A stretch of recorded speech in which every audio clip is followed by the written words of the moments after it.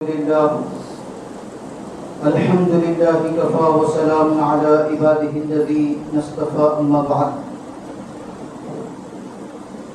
عن أبي هريرة رضي الله تعالى عنه أن رسول الله صلى الله تعالى عليه وسلم قال: أحب البلاد إلى الله تعالى مساجدها وأبغض البلاد إلى الله تعالى أسواقها. رواه مسلم أو كما قال عليه الصلاة والسلام. اللهم صل على سيدنا محمد وعلى آل سيدنا محمد بارك وسلم. اللهم صل على سيدنا محمد وعلى آل سيدنا محمد بارك وسلم. اللهم صل على سيدنا محمد وعلى آل سيدنا محمد بارك وسلم. معزز سامعین کرام، ملت اسلامیہ کے عزیز نوجوان بزرگان بھی، گزشتہ ہفتے ہم نے مسجد کے احترام سے متعلق چند باتیں گوش گزار کی تھی، جس میں یہ بات ہمارے سامنے آئی سیدنا ابو ہریرہ رضی اللہ عنہ کی روایت سے کہ آپ صلی اللہ تعالی علیہ وسلم نے ارشاد فرمایا: خدا کے نزدیک محبوب ترین جگہ مساجد اور مبغوض یعنی ناپسندیدہ ترین جگہ بازار ہے. مسلم شریف کی روایت. پھر ہم نے مسجد میں گفتگو اور باتیں کرنے پر وعیدیں سنی. حضرت مسعود رضی اللہ عنہ کی روایت سے کہ آخری زمانے میں ایسے لوگ پیدا ہوں گے جن کی گفتگو کا اڈا مسجد ہوگا. ایسے لوگوں کی خدا کو کوئی ضرورت نہیں. ترغیب کی روایت. پھر ہم نے سنا کہ مسجد میں باتیں کرنے سے نیکیاں ختم ہو جاتی ہیں.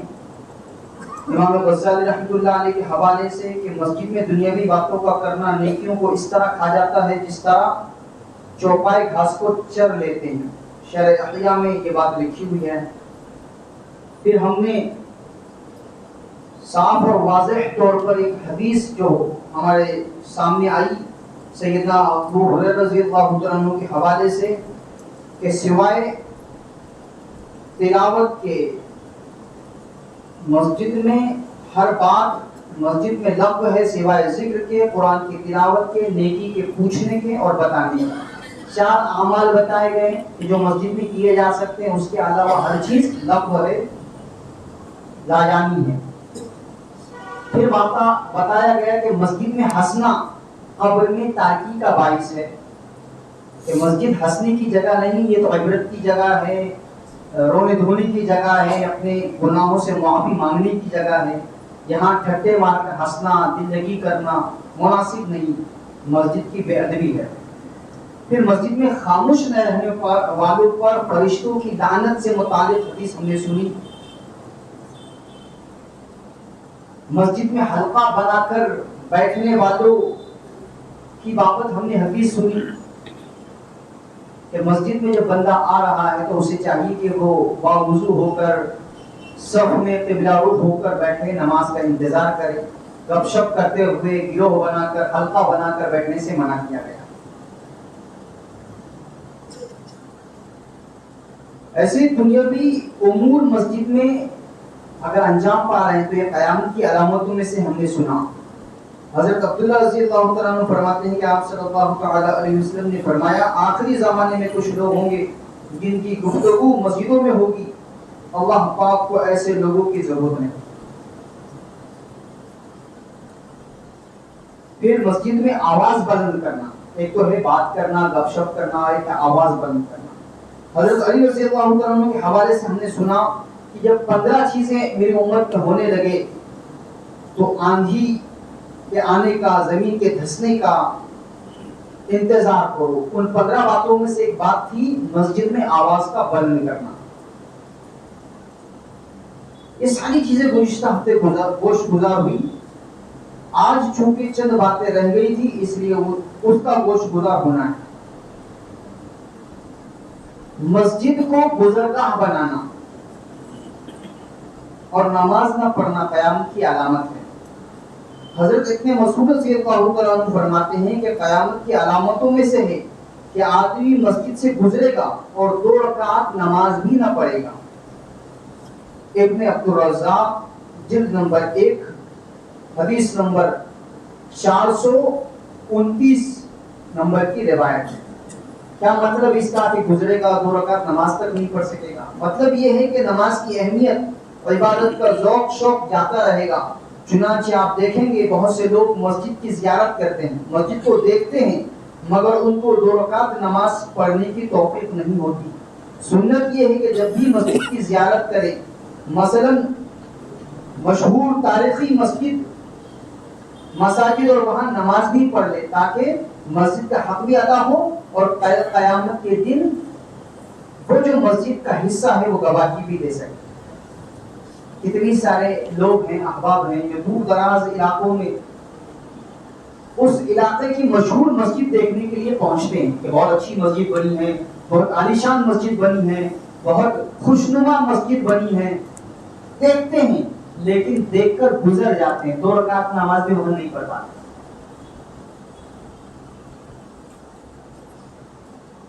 بہت سارے علاقے ہمارے ملک کے اندر بھی جہاں مسجدوں کا طول و عرض، اس کا بڑا ہونا، اس کا مشہور ہونا جگ ظاہر ہے. لوگ وہاں پہنچتے ہیں اور صرف مسجد کی خوبصورتی دیکھ کر گزر جاتے ہیں، 2 رکعت نماز بھی نہیں پڑھ پاتے. یہ قیامت کی علامت ہے.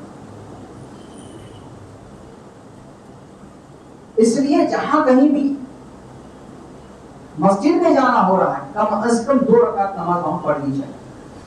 اب ہمارے جو احباب مسجد میں داخل ہوتے ہیں، مسجد میں آتے ہیں، تو داخل ہونے کا بھی ایک طریقہ ہے.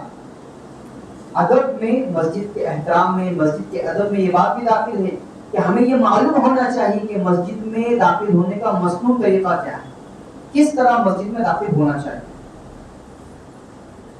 حضرت ابو حمید سعدی رضی اللہ تعالیٰ عنہ سے مروی ہے، آپ صلی اللہ تعالی علیہ وسلم نے فرمایا جب مسجد سے نکلو تو یہ دعا پڑھو، اللہم افتح لی ابواب رحمتک، اے اللہ اپنی رحمت کے دروازے مجھ پر کھول دے. اور جب مسجد سے یہاں جو ہے تو اوپر پرنٹنگ کی غلطی کہ مسجد میں داخل ہونے کی دعا ہے اللہم افتح لی ابواب رحمتک، اور جب نکلو تو یہ کہو اللہم انی اسألک من فضلک، اے اللہ میں آپ سے آپ کا فضل مانگتا ہوں. داہنا پیر داخل کر کے مسجد میں داخل ہونا ہے، اعتکاف کی نیت کرنی ہے، دعا پڑھنی ہے. اور نکلتے وقت بایاں پیر پہلے نکالنا ہے. اب جوتے چپل باندھ کر کیسے پہنے گا کہ جب پہلا پیر جب وہ بایاں پیر نکالے گا، اس کا بھی طریقہ بتایا کہ دونوں پر عمل ہو جائے، جوتا پہننے اور نکالنے کی سنت بھی زندہ ہو جائے اور مسجد سے نکلنے کی سنت بھی زندہ ہو جائے. کیا طریقہ ہے کہ بایاں پیر نکالے گا، اپنے جوتے پر رکھے گا، پھر دایاں پیر نکالے گا، اس سے جوتا پہنے گا، پھر بایاں پیر کا جوتا پہنے گا، دونوں پر عمل ہو جائے گا.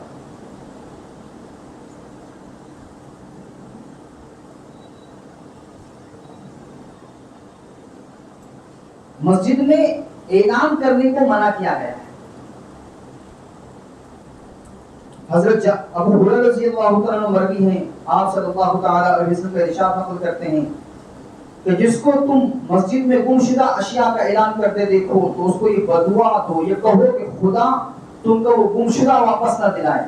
مسجد اس کے لیے نہیں بنائی گئی. مسلم شریف کے روایت، ایک آدمی کا کوئی سامان گم ہو گیا، اب وہ چاہ رہا ہے کہ اس کا اعلان مسجد میں ہو، مسجد میں اعلان ہو کہ بھائی فلاں صاحب کی کوئی چیز گم ہوئی ہے، اگر ملی ہے تو لا کے دے دو. مسجد اس کی جگہ نہیں. اتنی خطرناک وعید ہے کہ فرمایا اگر یہ اعلان سنو تو تم یہ کہو کہ تیری وہ چیز ملے نہ. اس لیے مسجد اس کے لیے بنائی نہیں گئی ہے. حضرت جابر رضی اللہ عنہ سے مروی ہے کہ ایک شخص مسجد میں گمشدہ کے بارے میں اعلان کر رہا تھا. آپ صلی اللہ تعالی علیہ وسلم نے فرمایا نہ پاؤ تم. نسائی شریف کے روایت. خود اللہ کے نبی صلی اللہ علیہ وسلم نے اس کے لیے ارشاد فرمایا کہ جس چیز کا تم اعلان کر رہے ہو تم اس کو نہ پاؤ. یہ نسائی شریف کے روایت. حضرت ابو ہریرہ رضی اللہ عنہ سے مروی ہے کہ آپ صلی اللہ تعالی علیہ وسلم نے فرمایا جب تم کسی کو خرید و فروخت کرتے ہوئے مسجد میں دیکھو تو کہہ دو خدا تمہاری تجارت میں نفع دے، اور جب تم گمشدہ کی تلاش کرنے کو مسجد میں پاؤ تو کہہ دو خدا نہ ملائے تم کو. ترمذی، نسائی شریف، ابن خزیمہ کی روایت. مسجد سے باہر کی گمشدہ چیز کا اعلان کرنا یا کروانا ناجائز ہے، چونکہ مسجد میں لوگوں کا اجتماع ہوتا ہے، اس لیے پتہ علم ہونا آسان ہوتا ہے. بعض لوگ مسجد کے مائک سے گمشدہ کا اعلان کراتے ہیں، یہ ناجائز اور حرام ہے.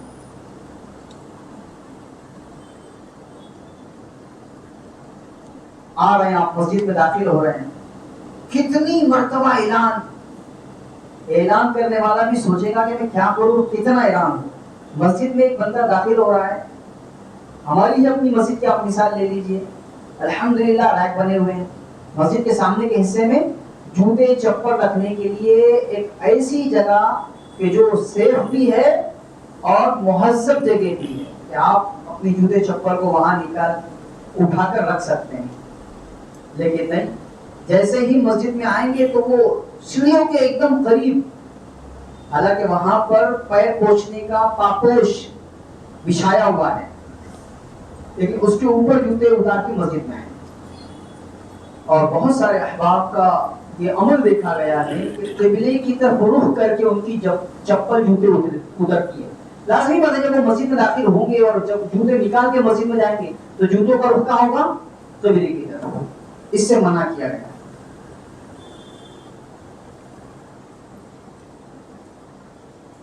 حضرت نافع بن جبیر سے منقول ہے کہ نماز کے موقع پر اپنے آگے چپل جوتے کا رکھنا خلاف سنت ہے. مسجد کے باہر دروازے پہ رکھے اور اس طرح نہ رکھے کہ قبلے کی طرف رخ ہو. ادب ہے مسجد کا کہ قبلے کی طرف رخ کر کے آپ کے چپل جوتے نہیں ہونے چاہیے، مسجد کے ادب کے خلاف ہے. اور یہاں پر بندہ آ رہا ہے فوراً اتار کے اندر. اس کا ہم دھیان رکھیں کہ جہاں جو جگہ بنائی گئی ہے چپل جوتے اتارنے کے لیے رکھنے کے لیے وہاں رکھنے کی ہم کوشش کریں اور اپنے آپ کو مسجد کی بے ادبی سے بچائیں. حضرت عبداللہ بن سعید اب نکلنے کا ادب بتایا رہے ہیں. کیا آپ مسجد میں تو داخل ہو گئے، نکلنا چاہتے ہیں؟ حضرت عبداللہ بن سعید رضی اللہ تعالیٰ عنہ نے متعدد صحابہ سے نقل کیا ہے کہ آپ صلی اللہ تعالیٰ علیہ وسلم جب مسجد سے نکلتے تو یہ پڑھتے اللہم احفظنی من الشیطان الرجیم. حضرت ابو امامہ رضی اللہ عنہ کہتے ہیں کہ آپ صلی اللہ تعالیٰ علیہ وسلم فرمایا جب تم میں سے کوئی مسجد سے نکلنے کا ارادہ کرنا چاہتا ہے تو ابلیس کے لشکر اس کی طرف ٹوٹ پڑتے ہیں اور اس طرح اسے گھیر لیتے ہیں جیسے شہد کی مکھی رس چوسنے کی جگہ کو گھیر لیتی ہے. لہذا جب تم مسجد کے دروازے پر کھڑے ہو تو یہ پڑھو. یہ پڑھنے سے شیطان تمہیں نقصان نہیں پہنچائے گا. اللہم انی اعوذ بک من ابلیس و جنودی، اے اللہ میں ابلیس اور اس کی فوج سے پناہ مانگتا ہوں. یہ متعدد دعاؤں میں سے کسی کو جو دعا یاد ہے وہ پڑھ لے، یہ سنت ہے، اس سے سنت ادا ہو جائے. کنز العمال میں یہ بات لکھی ہوئی ہے. مسجد کے باہر کا ماحول گناہ بھرا ہے، معصیت بھرا ہے، اللہ کی نافرمانی والے کاموں سے بھرا ہوا ہے. آپ نکلنا چاہتے ہیں تو ایک دعا سکھائی گئی تاکہ آپ باہر کی دنیا میں بھی دین سے، اسلام سے، شریعت سے، نیکی سے نہ کٹنے پاؤ، اس لیے آپ کو دعائیں سکھائی گئی. اب آخری میں چند ایسی باتیں جو مسجد میں ممنوع ہے، ادب کے خلاف ہے، وہ بتائی جا رہی ہیں. ناپاک مردوں اور عورتوں کے لیے مسجد میں جانا، ٹھہرنا، تھوڑی دیر کے لیے کیوں نہ وہ حرام ہے. ایک آدمی مسجد میں ہے، مسجد میں اگر احترام ہو جائے، نہانے کی حاجت ہو جائے تو فوراً مسجد سے نکلنا ضروری ہے. مسجد کے دیوار کے علاوہ کسی الگ مٹی سے تیمم کر کے نکلے، پھر مسجد کی دیوار وغیرہ سے تیمم کرنا مکروہ ہے. بلا وضو مسجد میں رکنا رہنا درست ہے. لہذا اعتکاف کی حالت یا وعظ، قرآن وغیرہ کی سماعت، قرآن کو سننا چاہ رہا ہے آدمی لیکن وضو نہیں ہے، ٹھہرنا چاہ رہا ہے، کسی کا بیان ہو رہا ہے وہ سننا چاہ رہا ہے، وضو نہیں ہے، تو فرمایا یہ درست ہے. نماز کا انتظار بلا وضو مسجد میں کر سکتا ہے. ایک آدمی ہے جس کا وضو بھی باقی نہیں ہے اور اس کو نماز پڑھ کر جانا ہے، جب بھی نماز کا وقت ہوگا وہ وضو کرے گا، نماز پڑھے گا، جائے گا، تو یہ ایسی حالت میں اس کے لیے مسجد میں رکنا درست ہے. مسجد میں سونے کی گنجائش ہے احناف کے نزدیک، غیر مسافر کے لیے جائز نہیں، مکروہ ہے. اور مسافر کو اجازت ہے. یہ ایک بات دھیان رکھنے کی ضرورت ہے. مسجد عبادت کی جگہ ہے، یہاں عبادت کرنی چاہیے صرف مسافر، اور جو جماعتیں آتی لازمی بات ہے وہ مسافر ہوتی ہے، ان کے لیے مسجد میں آرام کرنے کی اجازت ہے. ایک مقامی بندہ کہ جس کا گھر ہے اور اس کے گھر میں گنجائش نہیں ہے کہ دوسرے مہمان رکے ہوئے ہیں، بچے بہت شور کر رہے ہیں، ان کے شور سے بچنے کے لیے، مہمانوں کو رکانے کے لیے یہ مسجد میں آ گیا، سونا چاہ رہا ہے مسجد میں تو فرمایا اس کے لیے مسجد میں سونا مکروہ ہے، یہ سو نہیں سکتا کیونکہ مسجد عبادت کی جگہ ہے۔ مسجد میں کھانے پینے کی گنجائش ہے، اس طرح کھائے کہ اجزاء مسجد کے فرش پر نہ گرے بلکہ کسی کپڑے یا دسترخوان پر کھائے۔ آپ نے کوئی سامان لایا کھانے کا، کھانا چاہ رہے ہیں مسجد میں بیٹھ کر، تو ایسے انداز میں کھانا ہے کہ اس کا کوئی حصہ مسجد میں گرنے نہ پائے۔ گر بھی رہا ہے تو آپ جھاڑو صاف کرو، یہ سب ادب ہے مسجد کے، اس کا دھیان رکھنے کی ضرورت ہے۔ کسی بدبودار اشیاء کا کھا کر مسجد میں آنا ٹھہرنا مکروہ ہے۔ اسی طرح بیڑی سگریٹ پی کر آنا، ریح کا خارج کرنا بھی اس میں داخل ہے کہ اس کی بدبو پیاز لہسن سے زیادہ ہے۔ جب پیاز لہسن کی بو کی اجازت نہیں تو اور ایسی چیزیں کہ جو بدبودار ہیں ان کے ساتھ مسجد میں کیسے جانے کی اجازت ہو سکتی ہے؟ مسجد میں تھوکنا، ناک کی رزش کا نکالنا، یہ سب ممنوع اور ناجائز ہے۔ سردی ہو گئی ہے، زور زور سے چھینک رہا ہے آدمی، اپنے رومال میں چھینک رہا ہے الگ بات ہے، ہاتھ سے ہی چھینک رہا ہے اور اس کو اپنے کپڑوں پر اور کسی اور چیز پر صاف کر رہا ہے تو غلط ہے۔ بعض ناک کی رزش مسجد کی دیوار یا سقف سے پوچھتے ہیں، مسجد میں جو دری بچھی ہوئی ہے اس سے پوچھ لیتے ہیں، یہ انتہائی قبیح حرکت ہے، بہت گری ہوئی حرکت ہے کہ مسجد کے قالین، مسجد کی دری چٹائی پر آپ اپنی ناک صاف کر رہے ہیں۔ یہ ساری چیزیں ہیں کہ جن کا دھیان رکھنا ایک بندے کے لیے بہت زیادہ ضروری ہے۔ مسجد کا احترام جتنا ہم سے ہو سکے رکھنا ہے اور بے ادبی کے عمل سے اپنے آپ کو بچانا ہے۔ بہت ساری مسجدوں میں آپ جائیں گے تو آپ کو لگے کہ واقعی یہ مسجد ہے، لیکن کچھ مسجدوں میں لوگوں نے مسجد کو اللہ کا گھر نہ سمجھ کر، مسجد کو مسجد نہ سمجھ کر ایک ہال سے تشبیہ دے دی کہ ایک ہال ہے، ایک ٹھہرنے کی جگہ ہے، گپ شپ کی جگہ ہے، بات چیت کی جگہ ہے، کہیں نہیں مل سکتے تو مسجد میں ملیں گے، کہیں نہیں بیٹھ سکتے تو مسجد میں بیٹھیں گے، کہیں نہیں بات کر سکتے تو مسجد میں کریں گے۔ اس سے اپنے آپ کو بچانا ہے۔ بہت ساری چیزیں جو خصوصاً ہماری مسجد میں دیکھی جاتی ہے کہ لگتا نہیں ہے مسجد ہے، تو ہم اپنے آپ کو اللہ کے گھر کی عظمت اپنے دل میں جگائیں کہ میرے مالک میرے پروردگار کا گھر ہے، یہ مسجد ہے، اس کا مجھے حتی الامکان احترام کا لحاظ رکھنا ہے اور اس کا ہمیں پابند بننا ہے کہ مسجد کا احترام رہے۔ کسی بھی میرے عمل سے مسجد کی بے حرمتی نہ ہونے پائے، مسجد کی بے احترامی نہ ہونے پائے، بے ادبی نہ ہونے پائے۔